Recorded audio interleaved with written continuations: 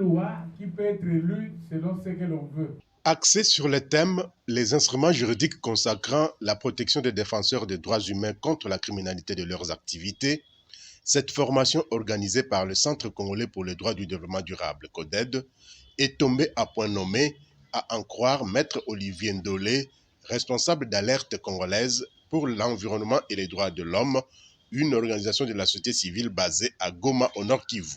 C'est une très bonne formation, donc je félicite d'abord l'organisation CODED qui a initié cette formation dans la mesure où ça donne l'information d'intérêt public pour les défenseurs, mais aussi ça donne donc les informations exactes pour les défenseurs par rapport à leur protection, par rapport aussi à l'accès à l'information et aux services de protection. Les défenseurs des droits humains réunis au cours de cette formation apprécient à sa juste valeur la loi numéro 23-27 du 15 juin 2023 relative à la protection et responsabilité des défenseurs des droits de l'homme en RDC. Toutefois, ils estiment que le législateur ou l'État congolais a donné par la main droite pour retirer par la main gauche, analyse Maître Olivier Ndolé.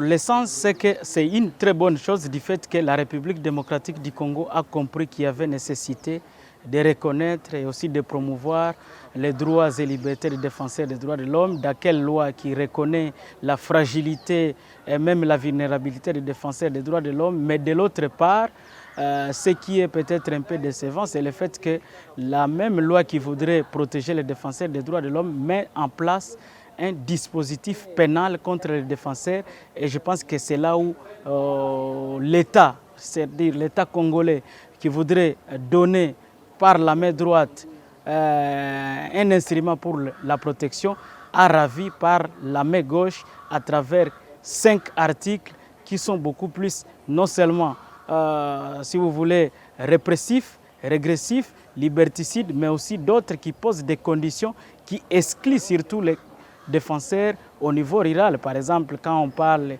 de la question d'avoir une carte, mais la profession ou le travail de défenseur des droits de l'homme n'est pas, si vous voulez, un métier ou un ordre quelconque. Quelqu'un peut être journaliste et pose un acte qui le qualifie comme défenseur des droits de l'homme. Il pourra avoir combien de cartes à la fois, donc c'est beaucoup plus ça. Et je pense qu'Oded a droit de félicitations du fait que les défenseurs ont accédé, si vous voulez, à l'information, et les défenseurs eux-mêmes ont défini des activités pour améliorer les cadres qui existent déjà, parce que le fait que les cadres soient là, c'est que ça pose le problème selon lequel on avait besoin de ces cadres.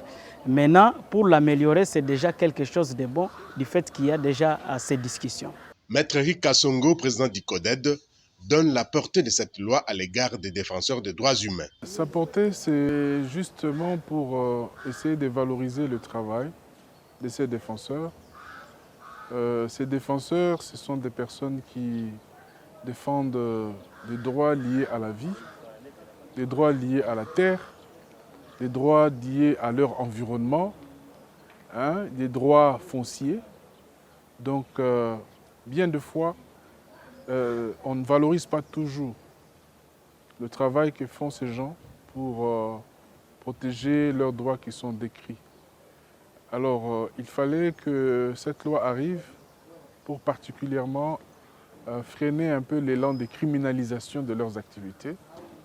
Vous savez que lorsque vous vous battez contre les entreprises qui polluent, vous vous battez contre diverses sortes d'abus, diverses violations de droits. En face de vous, vous pouvez vous retrouver avec des personnes puissantes qui peuvent avoir de l'influence au niveau du système judiciaire, de l'influence au niveau du politique, et qui peuvent tourner les activités légitimes de défense de vos droits en quelque chose qui ressemble à un crime. C'est comme ça qu'on assiste à des menaces de tout genre, à des arrestations arbitraires, à des détentions préventives qui ne respectent pas la loi. Mais pourquoi cette loi en ce moment, plusieurs années après? Cette loi est venue pour sécuriser. Évidemment, en décrivant les droits, on a aussi décrit les devoirs et les responsabilités. C'est comme ça que nous avons voulu avoir cette session avec les acteurs majeurs de la société civile qui travaillent dans les secteurs des droits humains pour non seulement rappeler que c'est important que les acteurs connaissent leurs droits et connaissent les mécanismes juridiques à travers lesquels ils peuvent l'exprimer et les défendre, maîtrisent les différentes voies de recours qui existent, mais aussi pour réfléchir sur la signification de la loi telle qu'elle a été promulguée et aussi les défis nombreux qui existent dans le cadre de sa mise en œuvre. Parce qu'il faut considérer que l'adoption d'une loi telle que ça a été promulgué est une chose, mais le plus grand défi reste sa mise en œuvre. Et ça tient à la bonne interprétation de toutes les dispositions que cette loi contient. Avoir une loi est une chose, mais sa mise en œuvre en est une autre, a souligné le président du CODED. Des actions sont donc envisagées pour scruter le contenu de cette loi. Certains articles ou dispositions énervent dans une certaine mesure le travail du défenseur des droits humains en République démocratique du Congo. Nous prenons progressivement conscience du fait que avoir une loi est une chose, mais vérifier son contenu est une autre chose. Et réfléchir sur les dispositions qui posent problème et commencer à mobiliser davantage les parties prenantes qui ont concouru justement à ce que cette loi puisse être promulguée pour réfléchir à long terme. C'est un travail de longue haleine. Comme il a été rappelé dans la salle, c'est une loi qui a pris à peu près 10 ans pour voir le jour. Et donc, les démarches qui peuvent concourir à ce que certaines dispositions qui posent problème puissent être revues peuvent être envisagées à long terme si on voit la dynamique de l'adoption de lois dans notre pays. Mais seulement, ce sont des lois qui donnent matière à réfléchir pour qu'une loi qui est venue pour protéger le droit et les défenseurs de droits humains ne viennent pas poser d'autres obstacles qui tendent à criminaliser leurs actes. Donc il faudrait qu'une loi qui protège réellement et qu'il n'y ait pas de dispositions qui fassent mouche ou qui donnent lieu à mauvaise interprétation lorsque ces derniers se retrouveront un jour devant les juges. En perspective, la RDC qui dispose d'un important arsenal juridique doit seulement l'appliquer. Ainsi, la vulgarisation des lois et la sensibilisation du personnel judiciaire doivent être des mises.